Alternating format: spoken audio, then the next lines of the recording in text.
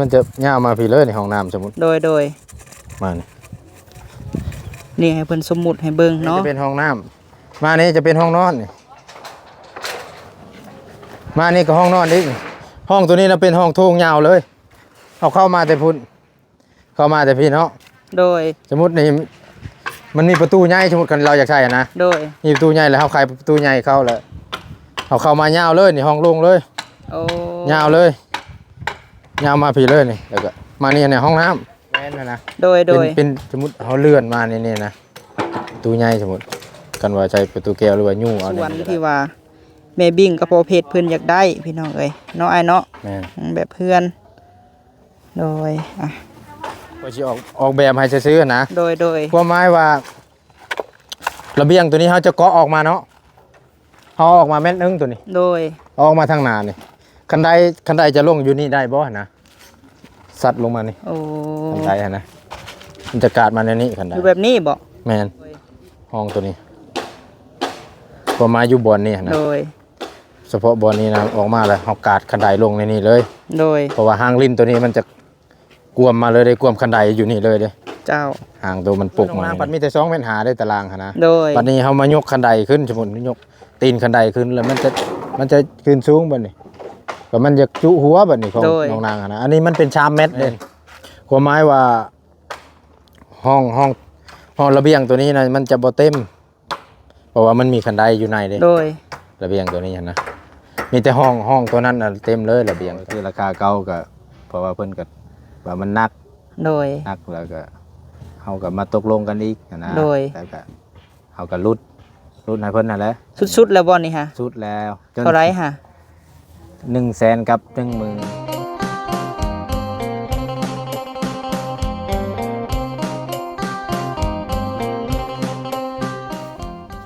สบายดีป้าลุงเนาะ FC ที่หักแพงบ่าวพามีสุขุสุคนเด้อพี่น้องเอ้ยเนาะสุหม่องสุบอนพบพ่อกับบ่าวพามีมื้อนี้พี่น้องเอ้ย FC เพิ่นเป็นห่วงลูกชายพี่น้องเนาะแม่ FC เพิ่นว่าลูกเอ้ยว่าใส่หมวกนี่เด้อว่าคันตากแดดก็ได้เพิ่นว่าเนาะมื้อนี้ก็เลยว่าห่อหน้าพี่น้องเอ้ยช่วงนี้ก็อยากอวบอิ่มขึ้นแน่เนาะคนมีน้ำมีนวลพี่น้องเอ้ยโดยเอาถือว่าพบพ่อมื้อนี้ก็ม่างกระตูบเนาะพี่น้องเนาะม่างกระตูบสิเอาลังกะสีไปมุงเฮือนครัวให้มีตู้ค่ำพี่น้องเอ้ยโดยแต่บ่าวพามีกะบ่าวพามีสิแจ้งข่าว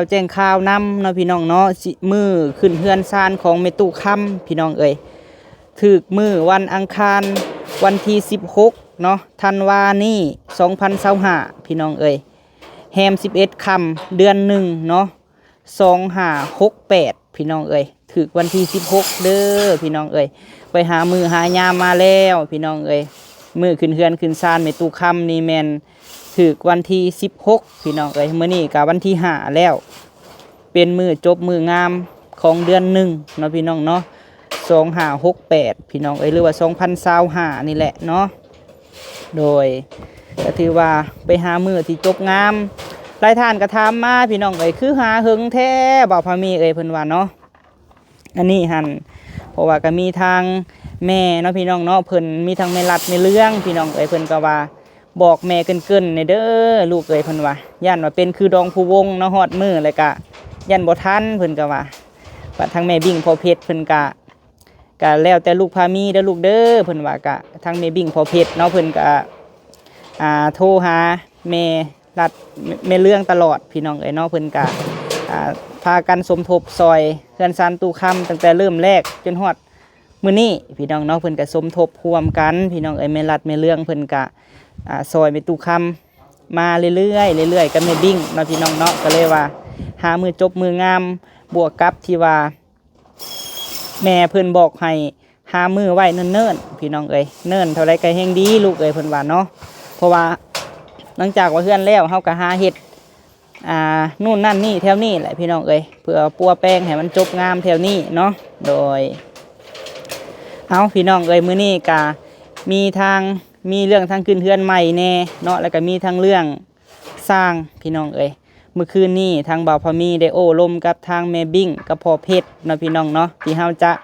เฮ็ดเฮือนหลังใหม่ของแม่บิ่งพี่น้องเอ้ยหลังใหญ่ เนาะโดยแล้วทั้งสร้างพี่น้องเอ้ยทั้งสร้างกับแม่ผ่านมาเนาะพี่น้องเนาะก็ว่าแต่ก่อนหั่นก็พาสร้างรถมาพี่น้องเนาะไอ้รถเราก็อาจจะค่าเวียกหลายช่วงนี้พี่น้องเอ้ยค่าเวียกแล้วก็ได้ยินเพิ่นว่ามื้ออื่นสิมาจอดเล็กคงเฮือนบ่าวพามีพี่น้องเอ้ยเนาะทั้งสร้างรถวันนี้หันทั้งสร้างกับค่าเวียกหลายแน่ก็เลยว่าทั้งแม่บิ้งเนาะพี่น้องเนาะหาให้อ้ายอย่าเผาติ้งเด้อเฮาเปิดคลิปก่อนให้ทางสร้างเล้ามาเบิ่งพี่น้องเอ้ยสร้างเล้ามาเบิ่งเวียกเบิ่งงานที่ว่าจะเฮ็ดเฮือนซานของแม่บิ้งแบบบ้านสวนพี่น้องเนาะสไตล์บ้านสวนเฮ็ดทางเทิงก่อนพี่น้องเพราะว่าตอนนี้เฮาตั้งเสาขึ้นแล้วและทางเทิงหั่นเป็นเสาไม้พี่น้องเอ้ยทางเทิงเป็นเสาไม้เป็นบ้านสไตล์บ้านสวนพี่น้องเอ้ยเนาะเฮือนซานของแม่บิ้งเป็นบ้านที่ว่าบ้านสวนแบบบรรยากาศก็ดีนะพี่น้องเนาะโดยก็เลยว่าหาสร้างเล้าเพิ่นมาเบิ่งพี่น้องเอ้ยแต่ก่อนหั่นว่าแต่ก่อนนั่นน่ะเบิ่งแต่ก่อนนั่นน่ะพาสร้างเล้าเพิ่นมาเบิ่งแต่บ่พามีบ่ได้ถ่ายคลิปพี่น้องเอ้ยเฉพาะทางเทิงนี่ตบแต่งเบิดพี่น้องเอ้ยเป็นใส่เพดานมีห้องน้ำทางเทิง2ห้องนอน1ห้องน้ำแล้วก็มีห้องโถงพี่น้องเอ้ยเป็นสไตล์อันบ้านสวนเนาะแล้วก็คือทางพ่อกับแม่เพิ่นว่าแอมฟ้าไม้เซอร่าพี่น้องเอ้ยตบแต่งเพดานกั้นห้อง2ห้องนอน1ห้องน้ำพี่น้องเอ้ยแต่ก่อนหั่นกะลมกันเนาะในราคา 150,000 บาทพี่น้องเอ้ยเฉพาะทางเทิงเนาะบัดนี้ก็ทางสั่งเปลี่ยนพี่น้องเอ้ยเพิ่นเฮ็ดทางลุ่มแต่ก่อนเนาะเพราะว่าเฮ็ดเป็น2ชั้นสั่งเปลี่ยนก็อยากได้นำ150,000พี่น้องเนาะรวมเบิดทั้งลุ่มทั้งเทิงหันราคา300,000 บาทคือพร้อมล่างตีนขึ้นอยู่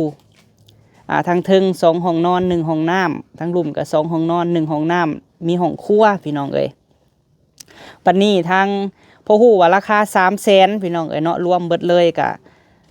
ทางพ่อกับแม่ว่าโจ๊กก่อนลูกเอ้ยเพราะว่าช่วงนั้นเนาะมันก็มันหนักเกินพี่น้องเอ้ยหนักโพดแล้วบัดนี้หันทางสั่งเปลี่ยนกับสั่งเล้าเนี่ยพากันเบิ่งแล้วพี่น้องไอ้สุดหนึ่งเนาะสุดหนึ่งเบิ่งแล้วกะว่ากันว่าราคา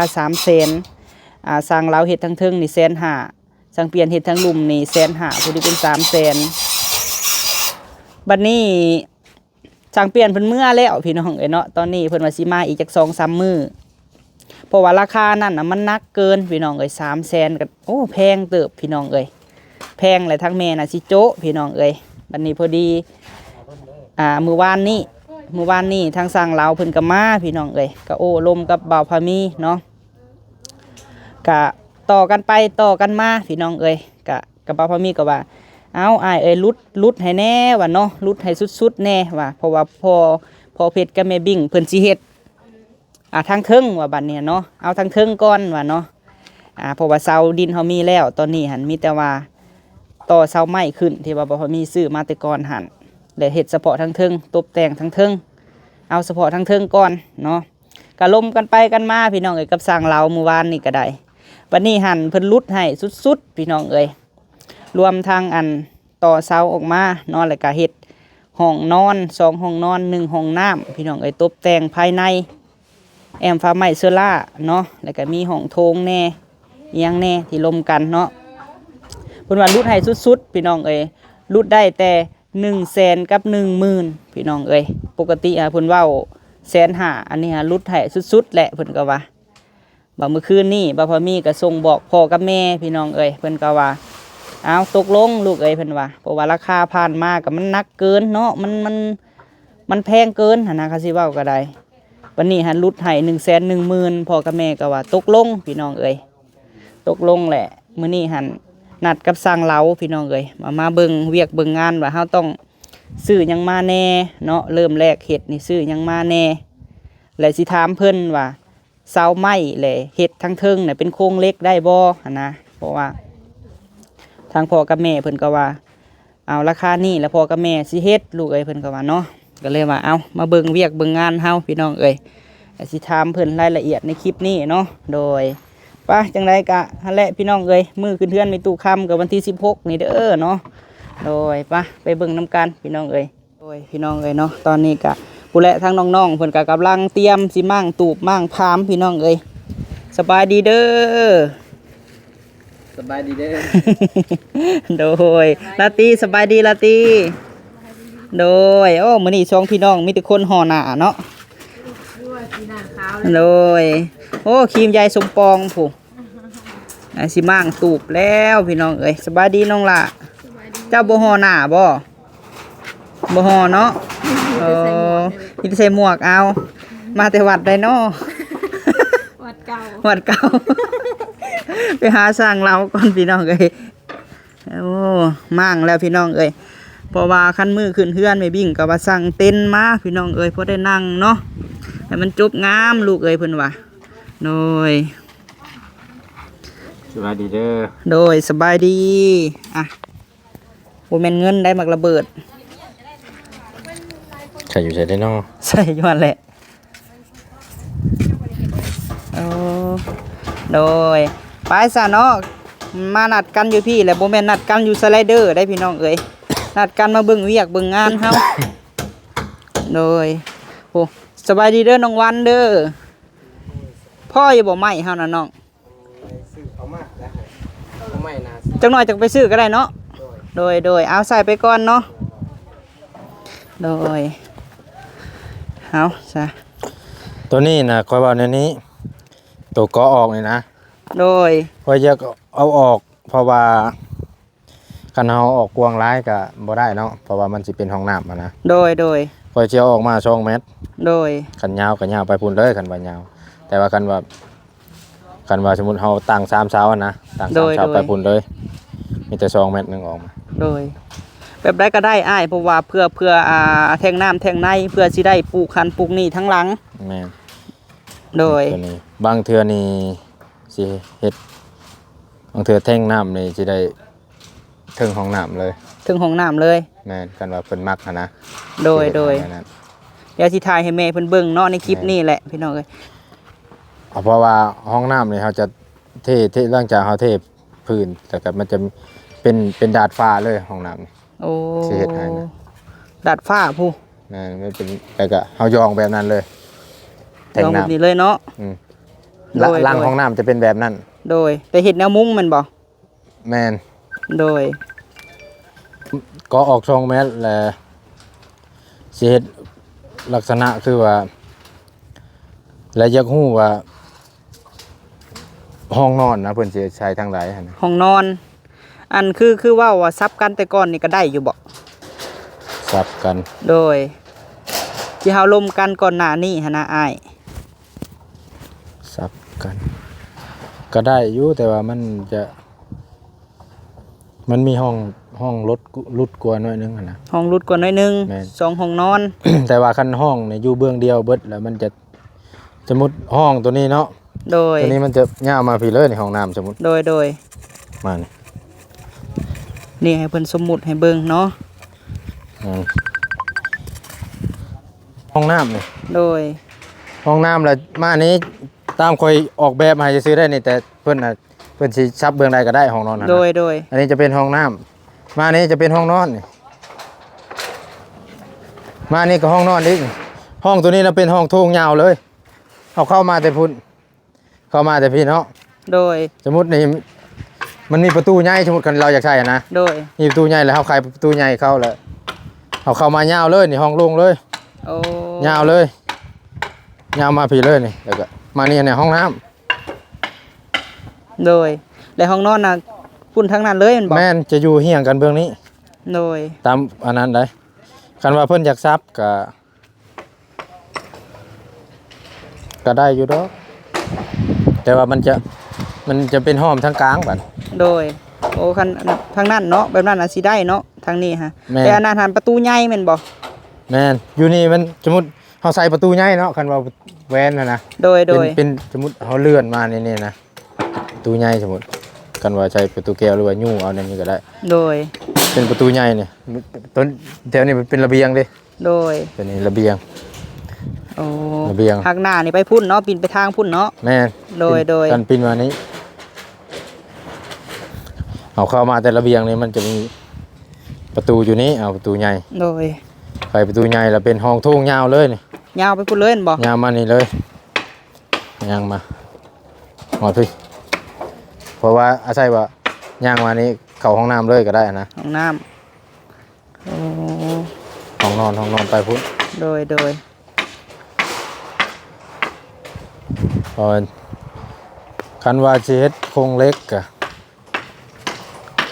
มันได้เบิ่งตัวจริงตัวนี้หั่นนะ โดย เพราะว่าเรื่องได้นะได้อยู่แต่ว่าเบิ่งตัวจริงบัดเขาเอาเสาขึ้นตัวโครงสร้างเสาขึ้นปุ๊บหลังจากเสาตั้งแล้วแหละเขาจังมาไล่เบิ่งว่าตัวนั้นเขาสิให้คำตอบสำหลังอีกหั้นนะ โดย ตัวนี้มันจะเบิ่งตัวจริงข้างใน เพราะว่าเสาหันเป็นเสาเหลี่ยมเลยเนาะทั้งเทิงแม่นบ่ แม่นเจ้าไม้ได้ก่อน โดย เพราะว่าเขาจะเฮ็ดในได้ให้สิให้มันย้อนหยังย้อนให้มันเนียนหน้าแหละนะ โดย เรื่อง เพราะว่าไม้กับเหล็กแม่นบ่ แม่นไม้กับเหล็ก โอ้ แต่ ส ว่า องห้องนอน1ห้องน้ำ แม่น แล้วก็แท่งน้ำเนาะไอ้เนาะ แม่นแต่งน้ำกันว่าเพิ่นมักแบบตัวข่อยเว้าหันยองเทิงเลยหั่นนะ คือว่าสิเฮ็ดเดียว หรือว่าอยากเฮ็ดเดียวก็จังว่ากัน โดย สิเฮ็ดให้ตั้งหากตั้งอยู่พุ่น โดยป้าไปนั่งลมกันอยู่ผู้ก็ได้เนาะ แม่น คือสิอันนั้นแหละ มีแต่ว่าสะลอกับไผเพิ่นหั่นแหละเดี๋ยวนี้ โดย แต่ว่า เสานี่เสาตัวนี้เนาะไอ้เนาะ แม่นเช้าซุมนี้เลย โดย บางเทื่อก็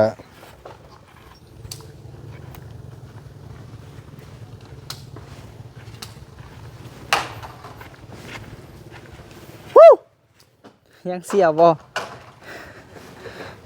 เพิ่นเอาเบิ่งเวียกนำกันนี่บ่ โอ้ เพิ่นมาสวรรค์แล้วให้เพิ่นมา โด เบิ่ ย ง โดยโดยสบายดีเด้ออ้ายเด้อ บ่อายกล้องที่เนาะสั่งเคยจ้างอยู่ เข้าแล้ว โดย ใช่เลยแม่ เบิ่งแบบเร่งขึ้นดูแสงค่ะช่วงนี้ขาดแสง อันนี้พวกสามไม่เด็กมันวะ โดย เออ ไม่ได้เฮ็ดอยู่เนาะ ยังแหละแล้วเว้ากับแม่อยู่เพิ่นนอนหลายเดือนเลย แต่ผู้รอดหน้าฝุ่น ไปเบิ่งเด้ออ้ายโดยอืมบ่เห็นหุ่งเด้มันมืด นี่พี่น้อง อันนี้หันแบบเพื่อน แบบเพื่อนบ้านสวนที่ว่าแม่บิ่งกับพ่อเพชรเพิ่นอยากได้พี่น้องเอ้ยเนาะอ้ายเนาะ แม่น แบบเพื่อน โดยบันไดนี่มันสิซึ่งได้อ้าย คันว่าเพิ่นอยากได้นะ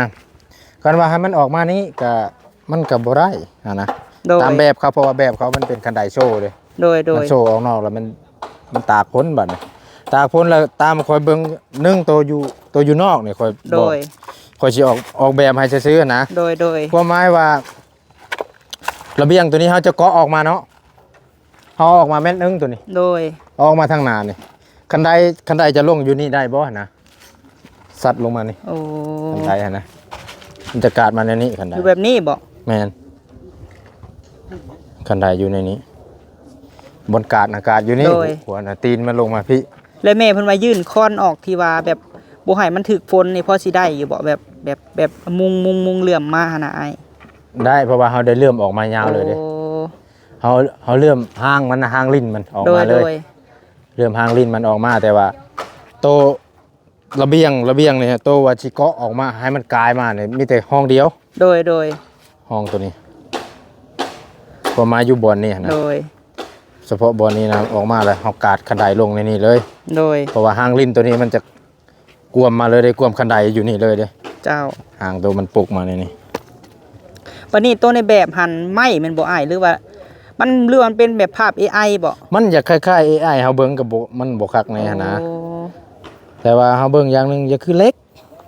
โดย ว่านะแต่ว่ามันเฮาเบิ่งบัดเสาเขาผัดมันเป็นเสาเล็กเด้คันว่าโตเขาเฮ็ดเล็ก อันนี้เฮาไปเสาปูนเนาะ เฮาผัดเสาปูนกับเสาไม้บ่อันนี้เสาปูนคือกันเขาแต่ว่าอยู่เทิงมันเป็นเล็กเด้ โดย โครงเล็ก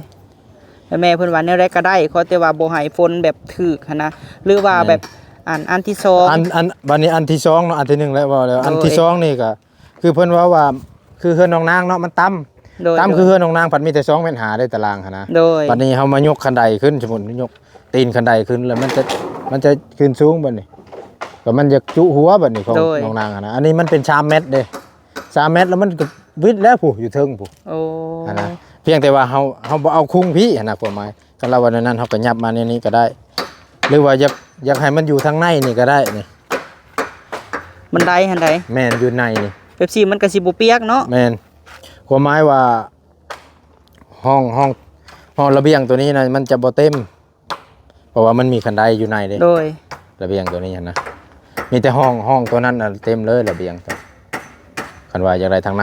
ก็ลงนี่ก็ได้ โดยกับเวลาย่างขึ้นปุ๊บแล้วแบบบ่อยากให้มันใกล้กับที่ว่าอิหยังฟ้าไหม้เสื้อล่าบ่หรือว่าเพดานอิหยังแหละบ่อยากให้มันใกล้กันโพดหั่นนะอ้ายโดย คันบ่อยากใกล้แล้วมีแต่ว่าให้มันลงมาในนี้ โดยลงมาแนวนั้นเนาะ แม่นลงมาจังสี่จังวิทย์นะ โดย เพราะว่าคันชิโลขึ้นมาทางที่แล้วมันจ้อแล้ว มันจ้อเนาะขึ้นไป เพราะว่าระเบียงเขามันจ้อเด้ โดย ระเบียงเขามันบ่ได้ใหญ่เด้เพราะว่าเป็นเฮ็ด1/3บ่หรอ1/2บ่ แม่น เพราะว่าคันขึ้นมานี่แล้วเขาขึ้นมาแล้วมันเจอฟ้าเฮือนเขาโลดนะ โดยต้องเอาขึ้นมาแบบซี่เนาะ ขึ้นมาเจ็บซี่นี่มันลงมาในนี้ โดยหักสิได้เนาะ2ห้องนอนนี่เนาะ ได้ครับ2ห้องนอน โดย ห้องนี้ห้อง3เมตรคูณ4เมตร 3เมตรคูณ4เมตรก็กว้างเติบได้เนาะ แม่น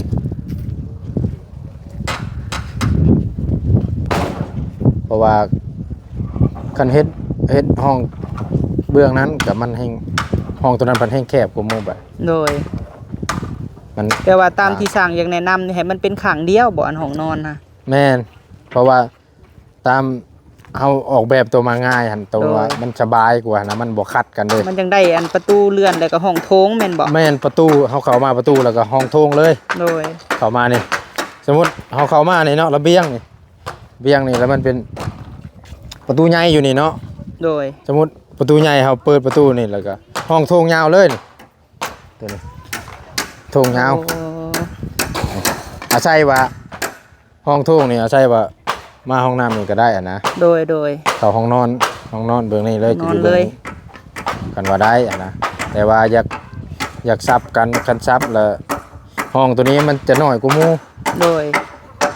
เพราะว่าเขาได้จงทางว่ายางเลย โดย ทางวางระหว่างกลาง อันนี้เพราะว่าคล้ายประตูเลื่อนนี่แหละไปพุ่นเลยเนาะ แม่ โดย ตัวนี้มันจะเป็นห้องอีกสมมุติมัน ซี่และตามแบบเนาะไอ้เนาะ แม่น เสา พระว่ ตั้งอีก3เสา มันปักพังก่อนได้เสามันมุนทนอยู่แล้ว โดย กันว่าเขาปักแบบตั้งแบบใหม่มันก็มีแต่เขาไปปรับเอาอยู่ถึงเอาหั่นนะ โดยและก็ตามคือเฮาว่ากันเลยเนาะเจ้าจะเบิ่งแล้วบ่แบบนำลาวฮะ ตัวเพื่อนสองชั้นเหรอ โดยสไตล์อัน มีเทิงเหรอ โดย ลังโมเดิร์นนั่นเด้ โมเดิร์นสไตล์บ้านสวนหากเพิ่นว่าฟ้าเซอร่านี่สิมีอยู่ดอกเนาะไอ้เนาะอันสีที่ว่ามันคล้ายคือไม้ที่ว่าเฮาแอมหั่นเนาะ มี สีเหลืองทองสีไม้หั่นเนาะ มี เพิ่นเอิ้นสีไม้มันงามเพิ่นว่าสีนั่นฮะโดยป้าไปนั่งอยู่ห่มพุ่นเนาะ โต เด็ก กับเกี่ยวกับตัวนี้อีกนี่ ฮะ อันสิแนะนำเลยนะ โดย สมมุติหลังจากเราเฮ็ดแล้วเฮาบ่ได้เฮ็ดเป็น อันนี้เฮาแนะนำแบบแนะนำอันนั้นซื้อๆหักแพงกันนะอันน่ะสมมุติเป็นเฮือนบ้านสวนแล้วเฮาบ่ได้เฮ็ดอิหยังก็เอิ้นเวลาเฮือนเวลานะสมมุติเราสิเอาดินมาปรับโลดก็ได้ โอ้ ตัวนี้หั่นนะ โดย สมมุติมาปรับโลดในหน้าดินก็ได้ เพราะว่าหลังจากหันแหละเพราะว่าดินมันบ่ได้อยู่สูงอยู่ตามเลยมันอยู่เพียงกันเลยมันบ่มันบ่ได้ไปใส่ดินเสมอเลยเฮาจังมาเทคานตำลังก็ได้สมมุติเทพื้นซื่อๆนะ แม่นบ่ ได้ เพราะว่าเฮาบ่ได้ยกขึ้นเด้ โดย คันว่าเฮาจะก่อตำลังก็เฮามีแต่ขุดลงหน่อยหนึงหลังจากดินเขามาถมมาปรับหน้าดินให้มันเพียงกันนี่นะ โดย ตัวนี้ วันนี้หันไปนั่งห่มก่อนเนาะมันแดดพี่น้องเอ้ยเฮาให้ตามกันอยู่ห่มพุ่นแหละ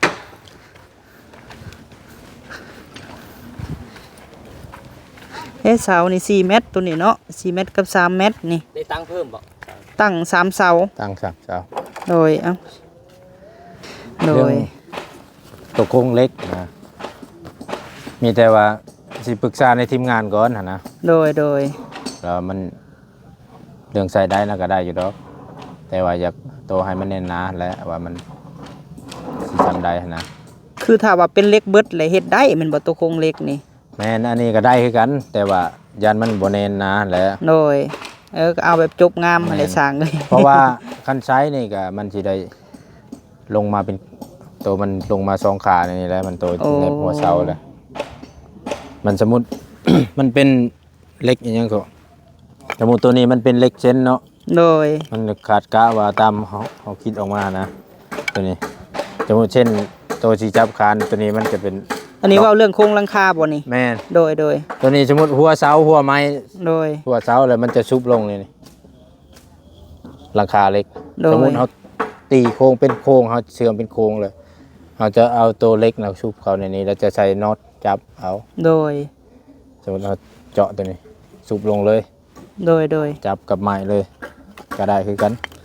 แต่ถ้าว่าเป็นโครงไม้นี่ก็ดีแม่นบ่ แม่นมันก็ไม้คือกันหั่นนะ โดย แล้วบัดนี้หั่นโตทางในที่ว่าเฮากั้นห้องแล้วแม่เพิ่นก็ว่าเฮาสิเฮ็ดเป็นแบบโครงเหล็กได้บ่ที่ว่าเฮาจะแอมเพดาน ตัวนั้นน่ะได้ โอ้แอมแผ่นเรียบหั่นเนาะเอ้าแม่ยังบัดนี้ได้เนาะ ได้ตัวนั้น โดย เพราะว่า โดย มันเพราะว่าคืออันนั้นเฮาจะสมมุติเฮาใส่เหล็กเฮาตอกเหล็ก12ใส่เนาะ โดย เหล็กตะปู12เหล็กตะปู10นี่เฮาตอกเขาแล้วก็เฮาก็ตัดหัวมันออกเฮาเสื่อมใส่เลย โอ้ เสื่อมใส่เหล็กตะปูหั่น โดย มันได้ตอนนั้นบ่มีปัญหาสมมุติเหล็กเฮาแปะใส่เสาแล้วก็ตอกทางนั้นทางนี้เสื่อมใส่เลย บัดนี้หั่นเนาะเฮาฮู้แล้วเนาะอ้ายเนาะบัดนี้หั่นว่าเฮ็ดแนวนี้คือเว้ากันเนาะ แม่น และแม่เพิ่นก็เว้าอยู่ถ้าว่าเอาแต่ว่าสร้างเพิ่นว่าเฮ็ดระหว่างเหล็กเนาะอันที่ว่าเฮาเฮ็ดอันนี้มันแหละระหว่างเหล็กกับไม้ถ้าว่ามันเฮ็ดสะดวกแบบใดหรือว่าเฮ็ดแบบแน่นหนาแบบใดเพิ่นก็ให้เฮ็ดแบบนั้นเพิ่นก็ว่าสินะอ้ายโดย เพราะว่าเฮือนนี่ทั้งเทิงมันเป็นไม้อยู่แล้วเนาะ แม่น โดย แต่ว่าหลักๆนี่ให้ได้โครงห้างตัวว่าเฮาตั้งเสาขึ้นได้มันมีโครงเฮาตีโครงห้างเรียบร้อยตีโครงมันเฮาตีโครงแล้วเฮาฮู้ว่าสมมุติอยากใส่เหล็กคือเหล็กทั้งลุมนี่ก็สิใส่เหล็กเลยก็ได้ ก็ได้เนาะ แม่นสมมุติหลังจากไม้แล้วเฮาเอามาเหล็กเอาเหล็กมาตีทั้งลุมเลยโตเฮาสิปูเป็นนะก็ โดย กันว่าเฮามาไล่เบิ่งว่ามูลค่ามันจังซี่นะมูลค่าไม้กับเหล็กจังซี่ตัวใดมันสิสูงกว่ากันในราคานะ โดย คือไม้ก็ยักหนักเติบแล้ว โอ้ไม่นักเพราะว่าเฮือนตุคำนี่เบิด17-18 ล้านพุ่นของเฮานั้นซื้อน่ะมีแต่10 ล้าน แม่น โดย เบิ่งตัวจริงแต่ว่าก็ยังสิปรึกษาในทีมงานอีกว่าเพราะว่ามันค่าตัวว่าไม้กับเหล็กหั้นนะ โดย กันว่าในทีมงานว่ากับบ่มีปัญหาหยังก็ได้ โดย มีแต่นั้นแหละกันนะเพราะว่า บัดนี้หั่นโตเฮาสิสั่งมานี่ให้มีหยังแหน่หั่นนะเพราะว่าเลยกับแม่เพิ่นก็ว่าสร้างถามสร้างมึงเด้อลูกเอ้ยว่าอันสร้างนี่เพิ่นสิพร้อมดำเนินการมื้อใดเพราะว่าพ่อกับแม่นี่บ่มีปัญหาเพิ่นก็ว่า โดย ก็แล้วบุญก่อนแล้ว แล้วบุญเนาะ แม่น โอ้ แล้วบุญแล้วจังเริ่มงาน โดย ลงมือ มีแต่ว่ามีหยังบัดแล้วสิให้สร้างจดให้รายละเอียดเนาะ แม่นจะเฮ็ดบุญแล้ว โดย กันแต่ว่าเฮาก็สิสั่งมาแต่ไม้เส้นตัวสิตีโครงมันก่อน โดย ตัวอื่นแล้วสิสั่งตำลังหั่นนะเพราะ โดย ว่า โดย คือแบบเพิ่นนั่นแหละเพิ่นว่ามันมีเหล็กกับไม้ได้ก่อมัน โดย การสมมุติเฮาตีโครงห่างมันเลยมันเอาเบิ่งว่ามันแน่นหนาเลยเฮาจังมาเปลี่ยนแบบเอาเหล็กมาใส่เลยแบบนี้ โอ้ สมมุติตัวใดเนี่ยอยากใส่เหล็กสมมุติกันอยากใส่เหล็กแล้วเฮาสิเอาเหล็กใส่เลย โดย เป็นตรงเป็นหยังอะนะ โดย เอาเหล็กเลยก็ได้ ชื่อไม้มาสกร แม่น โดย ซื้อไม้คางไม้คูมันนี่แหละ โดย ไม้ข้อซองมัน แต่ว่าอันสมมุติว่าคันเฮาเฮ็ดอันนั้นมันก็บ่กงบ่อ้ายสมมุติว่าเป็นไม้แล้วมันก็บ่กงมันก็บ่อันลาวบ่ ก็บ่โกงดอก โอ้ มันโกงแบบ มันตัวใดมันอันน่ะเฮาเพราะว่าเฮาได้กบข้างในได้ไม้กงไม้หยังหั้นนะ คือสมมุติว่าใส่ไม้นี่ต้องได้กบเบิดทุกอันเนาะอ้ายเนาะ แม่น โดย กบแน่นอนเพราะว่าอย่ามันสูงมันต่ำมันเลย โดยเฮิงไปแล้วมันสิลาวมันกงแม่นบ่ แม่นกบ โดย โด มัน ยโดย ตากแดดมันก็กงอยู่แล้ว เอาราคาบัดนี้เนาะฮักเว้ากันแล้วหลังกล้องแต่ก็ให้เว้าอีกเนาะเพื่อสิความละเอียดเนาะเว้ากันนี่แหละ โดย เว้าก็คือราคาเก่าก็เพราะว่าเพิ่นก็ว่ามันหนัก โดย แล้วก็เฮาก็มาตกลงกันอีกนะ โดย แล้วก็เฮาก็รุดให้เพิ่นนั่นแหละ สุดๆแล้วบ่นี่ฮะ สุดแล้วจน เท่าไหร่ฮะ 100,000กับ 10,000 โดย อันนี้หันบ่ได้อีกบ่รุดนี่กะ ยอมแหละ มันแบบนักได้อยู่มันมีห้องน้ำ โดย มันหนักนำห้องน้ำเทิงอะไร อ้ายสิเฮ็ดจักคนนี่ค่ะ 4-5 คนนี่แหละ โอ้ เพราะว่ามันก็งานสูงเนี่ยก็ย่อขึ้นเสามันก็หนัก โดย เสาใหญ่ จังได๋ก็ฝากเน็บวันทองนำในเด้อสร้างเอ้ย ได้ โดย เห็นน้ำการ โดยและตะกี้ก็ลมกันเนาะมีแต่ก่อนถ้าว่ามีสร้างเปลี่ยนเนาะตะกี้หันว่าสร้างเปลี่ยนนั้นเฮ็ดทั้งลุม แม่ บัดไอ้ลาวเฮ็ดทั้งเทิงพี่น้องเอ้ยรวมเบิด300,000แม่ก็ว่ามันก็สูงเนาะ แม่น3 โดย มันหนัก นักพะนี่ผัดช่วงนั้นว่าแม่ว่าโจะก้อนลูกเอ้ยบัดนี้ผัดสร้างเปลี่ยนเพิ่นเพิ่นเมื่อพี่น้องเอ้ยให้สร้างเปลี่ยนเพิ่นเมื่อแล้วก็คือว่าแล้วมันสูงโพดเนาะอ้ายเนาะ แม่ วันนี้ก็มาโอ้ลมกันอีกครั้งพี่น้องเอ้ยอีก เขาก็เคยเฮ็ดน้ำกันอยู่ โดย ก่อนนะ จังไดกะแม่ก็ว่าโอ้ยว่าฝากให้เด้อลูกเอ้ยว่าฝากสั่งเราแน่แนวใดกะแนวมันจบงามเพิ่นว่าอันว่าโอ้ตัวนี้แล้วนะแม่ก็ยังมีแนวสิให้เฮ็ดอีกอยู่เพิ่นว่าโดยนั่นแหละเนาะตะกี้เพิ่นว่าทั้งลุ่มก็150,000เนาะทางสั่งเปลี่ยนว่า150,000ทั้งลุ่มทั้งเทิงก็150,000มันก็นักโพดพี่น้องเอ้ยวันนี้ช่วงนั้นแม่ว่าโจะก่อนว่าอันนี้มาเว้ากันว่านนี้เนาะอันนี้เนาะสั่งเนาะ แม่น อีต้นเช้าว่ะลูกเอ้ยว่าแม่ก็ได้มันนอนอยู่เท่าไรเดือนเลยวะ มันเพื่อสิได้มากกับบ่แม่นง่ายอีกเนาะสร้างเนาะเสาก็ได้โดย ปรับนะเอามาปรับโลดก็ได้ โอ้ ให้มันเพียงกับตัวนะเพียงทางหน้านะปรับเลย โดยปรับโลดเนาะ แม่น โดยดินนี่ซื้อมาปรับเลยสิหาเจ้าแล้วมาเบิ่งนำไอ้เราเอ้ยคันมื้อที่เฮาสั่งดินสั่งหยังแบบเวลาเพิ่นปรับหันนะเดี๋ยวจังให้มันจบงามอ้ายเอ้ยเฮาเฮ็ดกันเนาะอ้าย แม่น โดยเพราะว่าเฮาเฮ็ดนี่เฮาต้องเทคานก่อนบ่หรือว่าจังได โตเฮ็ดนี่เพราะว่าเฮ็ดนี่ทุกคนเฮ็ดนี่บ่ได้เทคานนะ โอ้ บ่มีอยู่หลุมหั้นนะบ่ได้เฮ็ด โดย แต่ว่าคือโตปรับหน้าดินน่ะสมมุติปรับไว้โลดเพราะว่าสมมุติคันเราอยากเฮ็ดตารางเนี่ยเราเทคานตำลังก็ได้เพราะว่ามันเป็นเขื่อนช่องซันเด้มันบ่แม่นนั่นนะ โดย แล้วมาก่อตำลังยกตำลังก็ได้ โอ้ เพราะว่าคันแม่นก็คือจะเอาแบบนั้นสิยกสูงกว่าดินตัวเก่าอันนี้ โดย และสิเอามาใช้แล้วมันต้องได้ก่อก่อน โดยอันนี้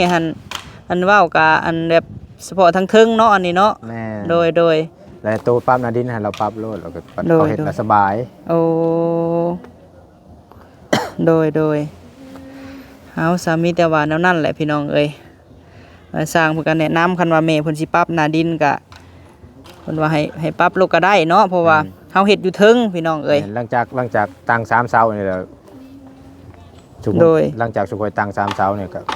ดินมาเลยก็ได้ โดย แต่มันก็สิบ่ได้มีปัญหาบ่อ้ายแบบว่าเฮาบ่ทันเทคานแล้วเฮาเฮ็ดอยู่เทิงก่อนหั่นนะ บ่มีปัญหาหรอก โอ้